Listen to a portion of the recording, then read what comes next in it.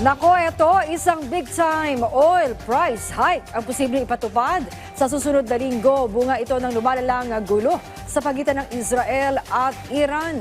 Yan ang ulat ni Harley Valbuena.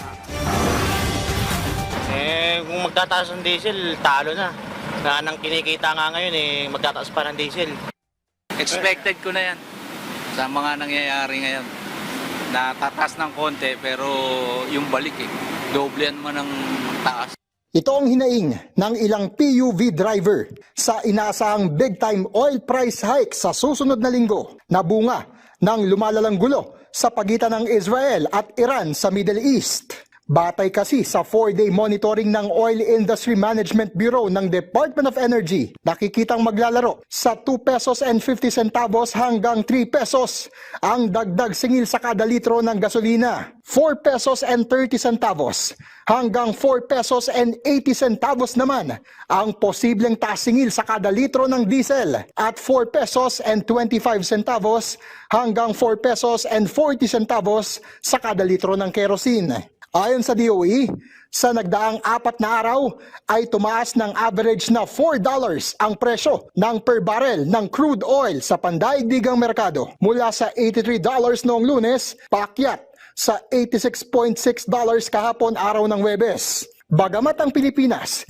ay hindi direktang nag-aangkat ng langis sa Iran, ang mga bansa namang pinagkukunan natin ng supply ay maaaring kumukuha din sa nasabing Middle Eastern country. Sa ngayon, ay wala pang disruption sa supply. Ngunit may pinangangambahan ng DOE na mas malalang sitwasyon na pwedeng magdulot ng mas malaki pang taas presyo sa langis.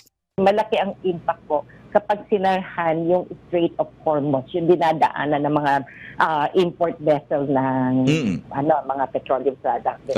Yun po yung talagang mas kinatatakutan. Sa ngayon, yung girian, yung nangyaring atake, wala pa pong impact. Hindi naman tayo kumukuha sa Iran talaga . Kaugnay dito, inobliga na ang oil companies na magpanatili ng 30-day inventory ng crude oil at 15-day inventory ng finished petroleum product. Hihikayatin din sila ng DOE na magbigay ng diskwento sa mga motorista. We will again meet with individual oil companies starting Wednesday hanggang Friday to discuss not only inventory pati ho yung discount program.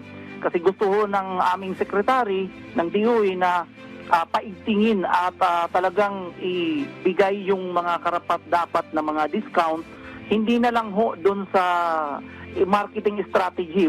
Ang Land Transportation Franchising and Regulatory Board naman, nilinaw na wala pang inaaprobahang taas pasahe sa pampublikong transportasyon sa kabila ng nakaambang big-time oil price hike at hinihintay pa nito ang resulta ng pag-aaral at rekomendasyon ng Department of Economy, Planning and Development dahil wala pang aprobadong taas pasahe. Una nang tiniyak ni Pangulong Ferdinand R. Marcos Jr. na bibigyan ng fuel subsidies ang PUV drivers at operators na maapektuhan ng pagtaas ng presyo ng langis bunga ng gulo sa Middle East. Inatasan din ng DOE na makipag-ugnayan sa mga kumpanya ng langis at hikayatin silang huwag gawing isang bagsakan ang dagdag singil.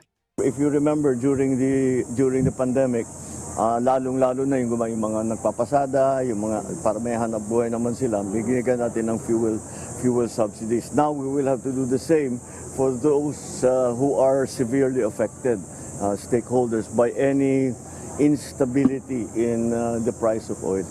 Yes, it's a serious problem. Kung sobra daw po talaga ang pagtaas at hindi maiwasan, makikipag-usap po ang DOE sa mga oil companies para po ma-maintain yung inventory levels po. At hanggat maaari ay ma-spread out ang oil price adjustments.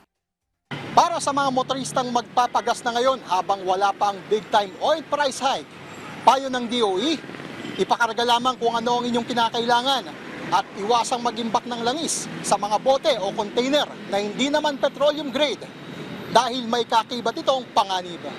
Harley Valbuena para sa Pambansang TV sa Bagong Pilipinas.